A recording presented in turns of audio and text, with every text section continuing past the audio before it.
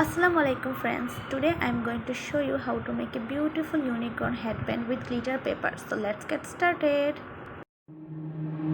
Waste another day, eyes on my display. You say we need a change and I feel that you mean it. You mean it. But you're so right, we're losing track of time, buying things online and it's not like we need them. We don't need them. So can we just slow